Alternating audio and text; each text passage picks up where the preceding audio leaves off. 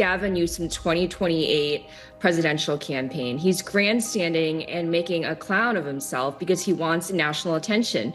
Lindi Li did not hesitate to make her point when she took direct aim at Governor Gavin Newsom and his record at the helm of California. What unfolded was not just a simple exchange of criticisms, but a moment that carried a certain weight, given how forcefully she laid out her case. Li, long known for her sharp rhetoric and ability to command attention, brought forward an unrelenting critique of his tenure, turning the spotlight onto the challenges, contradictions, and controversies that defined his years in charge. It was a clash between two figures who represented different energies in California's political landscape, and for many watching, it felt as though Li had found the moment she had been waiting for. Before we start, smash the like and subscribe buttons for more updates. Her attack drew immediate attention because it was not merely about surface-level issues, but rather about the deep frustrations that many Californians have expressed over the years. Newsom, once a rising star who embodied the promise of progressive politics with ambition that stretched far beyond Sacramento,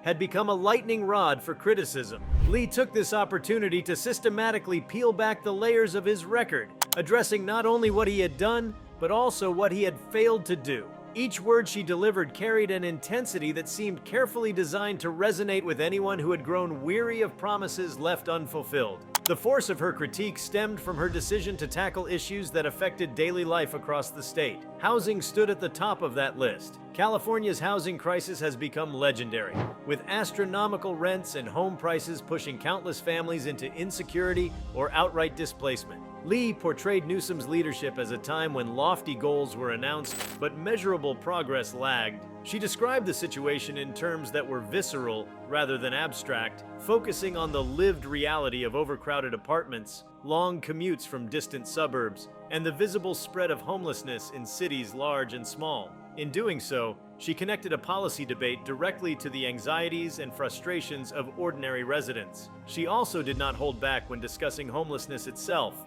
an issue that has drawn national attention and often become a symbol of California's struggles. Under Newsom, billions of dollars were funneled toward initiatives aimed at reducing homelessness, yet the crisis persisted, and in some areas, it worsened. Li seized upon this contradiction, pointing to the disconnect between the resources spent and the outcomes achieved. Her words implied that leadership required not just the allocation of funds, but also the ability to deliver tangible change, and in her framing, Newsom had fallen short. For many Californians who pass by tent encampments daily, her argument struck a chord. Education became another battleground in her broadside. California, with its vast and diverse student population, has long wrestled with questions about equity, funding, and achievement gaps. Li criticized Newsom's approach as uneven and reactive, suggesting that he failed to deliver the kind of long-term stability the system required. She emphasized the frustration of parents navigating schools that struggled with resources, teachers stretched to the limit, and students who often felt left behind. By tying these challenges to leadership at the top, she framed the state's educational struggles not as inevitable, but as the result of choices and priorities that had gone astray. Li's attack expanded beyond policy into the realm of character and political style. Newsom, with his polished demeanor and tendency toward sweeping rhetoric, has often been accused of focusing more on image than substance. Li leaned into this critique, arguing that his time in charge had been marked by grand announcements followed by diluted implementation. Her portrayal of him as a leader who was more interested in national headlines than the grinding work of local governance added a cutting edge to her remarks. It was a way of suggesting that California had been used as a stage rather than cared for as a home. Energy policy and the state's climate ambitions also came under scrutiny. California has long prided itself on being at the forefront of environmental initiatives, pushing for renewable energy and emissions reductions. Newsom often positioned himself as a champion of these goals, but Li pointed out the contradictions that emerged along the way.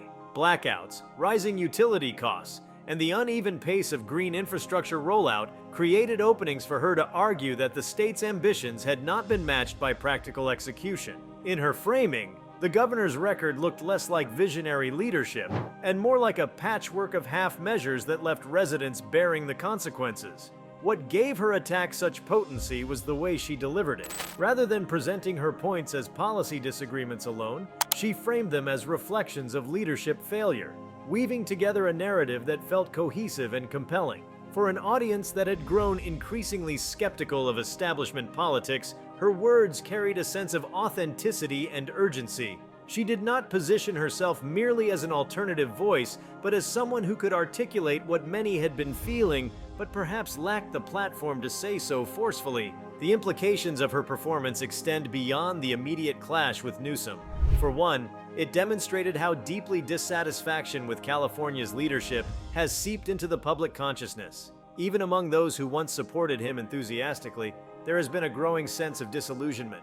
Li's decision to channel that frustration in such a public and unrelenting way crystallized those sentiments, turning them into a narrative that could gain traction beyond a single event. It showed the power of political rhetoric when it aligns with lived experiences, and it revealed the vulnerabilities of leaders who have long assumed their dominance in the political arena. Another implication lies in how such a moment reshapes the conversation about California's political future. Newsom has often been floated as a figure with ambitions that stretch to the national level, even to the presidency. By attacking him so directly on the very record he would lean upon for such aspirations, Li effectively planted seeds of doubt about his viability beyond the state. The fact that she did so with such intensity underscored how political rivals might frame him if he were to step onto the national stage. In this way, her critique was not just about California, but about the broader narrative of Democratic leadership in America. The spectacle of her dismantling his record also drew attention to the growing appetite for voices outside the traditional establishment. California, often viewed as a bastion of progressive politics, has also become a place where frustrations with governance cut across ideological lines. By attacking Newsom from a position that emphasized both competence and accountability, Li demonstrated how challengers could gain traction, not by offering radical departures, but by framing themselves as more grounded, more effective alternatives. It was a reminder that political battles are not just about ideology, but also about trust and delivery. Her performance also illuminated the risks of relying too heavily on polished image without corresponding results. Newsom's style has often been compared to that of a political celebrity, someone who embodies the sleek optimism of California's branding. But Li's sharp criticism revealed how quickly such a style can turn into a liability when residents feel that the substance does not match the show. The contrast between her raw delivery and his polished demeanor highlighted this divide, making the moment even more striking. It suggested that in politics, charisma alone cannot withstand sustained pressure when real-world frustrations dominate daily life. The engagement her remarks sparked reflected a larger dynamic unfolding across the state. Californians have been grappling with the tension between ambition and reality, between bold promises and the stubborn difficulties of execution. By framing Newsom's leadership as an era defined more by struggle than success, Li tapped into that dissonance. Her words reminded people that behind every announcement and initiative, there must be a measurable impact. Otherwise, the leadership risks being dismissed as hollow. This theme gave her critique resonance beyond partisanship, allowing it to reach audiences that might not normally align with her, but who nonetheless recognized the truth in her observations. The nature of her attack also carried symbolic weight. It was not just about holding a governor accountable, it was about challenging the broader culture of California politics. For years, the state has projected itself as a model for the nation, a place where innovation and progress are not only possible, but expected. Li's remarks cut against that self-image, pointing out the cracks and contradictions beneath the glossy exterior. In doing so, she forced a reckoning with the question of whether California's leaders had lived up to the standards they set for themselves and the expectations they projected onto the world. What made her performance resonate so deeply was its connection to the everyday experiences of residents. By grounding her critique in tangible issues like rent, homelessness, education, and energy reliability, she avoided the trap of abstract policy talk that often alienates voters. Instead, she brought the debate into kitchens, classrooms, and neighborhoods, making it impossible to dismiss her words as mere political theater. The result was a moment that felt less like a politician speaking at voters and more like someone channeling their frustrations directly into the public arena. As the dust settled on her broadside, one thing became clear. Lindi Li had delivered a blow that would not easily be forgotten.